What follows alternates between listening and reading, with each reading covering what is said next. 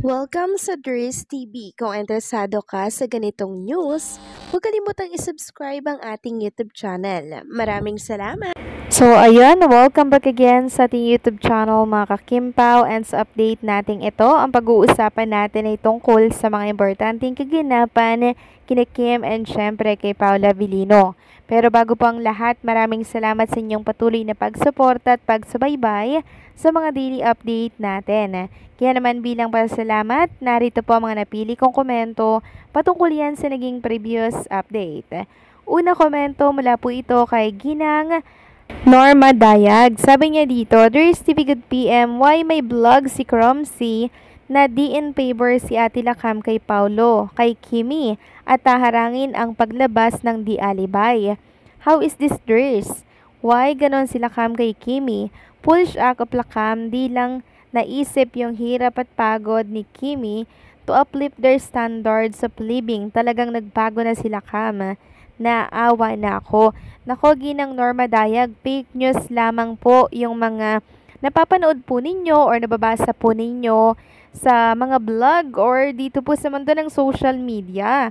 Dahil hindi naman po gagawin niya ng isang kapatid, isang kadugo, lalo si Chinita Princess po ang nagtaguyod ng kanyang pamilya at kanyang mga kapatid. Siya po ang tumayong mga magulang, ina at ama sa kanyang mga kapatid, mga kakimpaw.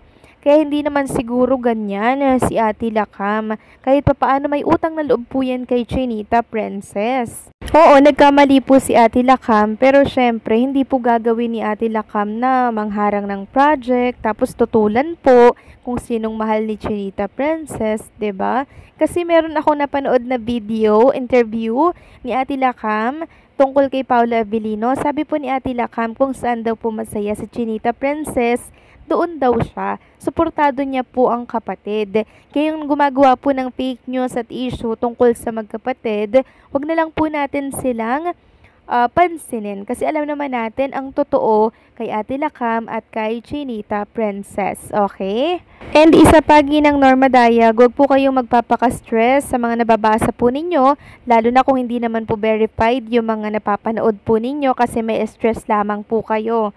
Okay, hindi po totoo yung mga nababasa po ninyo at maniwala lamang po kayo ay sa talaga namang lihitimo po na nagbablog kina Kim and Paulo Avellino. Okay? So maraming salamat po sa komento at mag-iingat kayo palagi.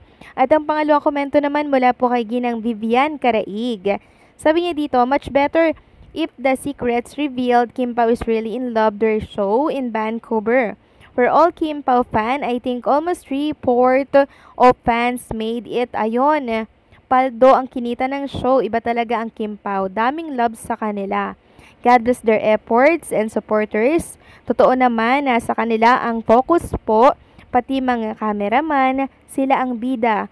Power tandem. Yes po, tama kayo dyan, Vivian Caraig. Talagang winalis po ni Kim and Paula Avellino ang mga Gen Z po na mga love team. Kasi sila po ang talagang tinitilaan, mga kakimpaw. Tinitilaan, sinisigawan, and talaga naman pong pinipilahan, mga kakimpaw. Kung kilig lamang naman po ang pag-uusapan, mga kakimpaw, number 1 po si Kim and Paula Avellino dito sa pagpapakilig sa mga supporters. And talaga naman pong sobrang saya nun. Kaya hindi ako nagtataka kung bakit umabot po ng 336 million ang kinita po ng ASAP Vancouver dahil yan sa suporta po ng mga Kim Pao fans na nagmamahal kina Kim and Paulo Avellino. Isang patunay lamang, mga kakimpaw, na sobrang lakas po ng tambalan ni na Kim and Paulo Avellino. So maraming salamat sa mga komento po ninyo. God bless po at mag-iingat kayo palagi. So eto na nga, pag-usapan na natin, mga kakimpaw, ang mga topic po na nakalap natin sa gabing ito. At unahin na nga nating pag-usapan ng tungkol dito sa panibagong teaser na inilabas po ng Prime Video PH. So inireveal nga po doon, mga kakimpaw, na kaya po talagang pinatos ni Chinita Princess yung offer po nitong si Vincent, mga kakimpaw, na magpanggap dahil nalaman po pala ni Kim Chu or nitong si Stella Marie na yung kapatid niya po, mga kakimpaw, ay may butas po sa puso kaya kinakailangan po na agarang operahan. Kaya hindi na po nagdalawang isip si Kim Chu na tanggapin po yung ino-offer ni Paulo. Abilino. Talagang kumapit po siya sa patali mga kakimpaw para po sa ikakagaling ng kanyang kapatid. Next topic naman, naglabas po ng promotional video si Chinita Princess para po yan sa Glutasy. So makikita nga po dito sa video mga kakimpaw na talaga naman pong bago gumising, yung kanyang routine, maligo, 'di ba, nagsi-skincare, gamit po yung Glutasy na soap, lotion. Yan po yung mga ginagamit po na pag-aalaga ni Chinita Princess sa kanyang skin. So pakabalik po mga kakimpaw dito sa Pilipinas. Eto at bumira na naman po ng pagpopromote ng mga ini-endorse niyang brand si Chinita Princess. Tunay nga pong walang kapaguran ang isang Kim Chiu. Hanggat pwedeng kayang gawin, gagawin at gagawin niya kasi para po sa kanya, time is gold. Gusto niya po, wala siyang sinasayang po na oras. Very si Chinita Princess, no? Sobrang masino po siya sa oras mga kakimpaw, no? Ganito po talaga yung mga Chinese, madiskarte sa buhay. Samantalang next topic naman tayo mga kakimpaw, inireveal nga po ni Ray Pumaloy at Dondon Sermino ang nasaga po nilang balita mula po dyan sa Vancouver, Canada. So pakatapos po pala ng ASAP Vancouver, meron pong after show party mga kakimpaw na kung saan yung mga nag-perform doon na artist ay meron pong mga after show party. So si Kim and Paolo Abilino daw po mga kakimpaw, hindi po sumama.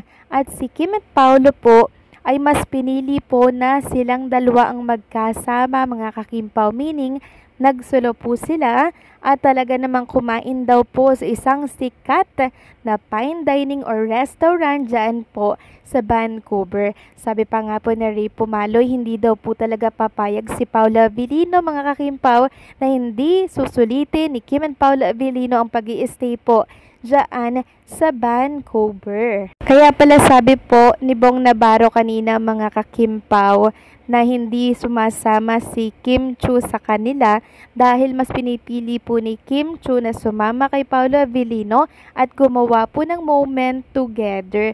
Yun pala yun mga kakimpaw. May sariling mundo talaga at may sariling ganap si Kim and Paolo Abilino kasi sobrang na-enjoy talaga nilang isa't isa pag silang dalawa lamang po ang magkasama.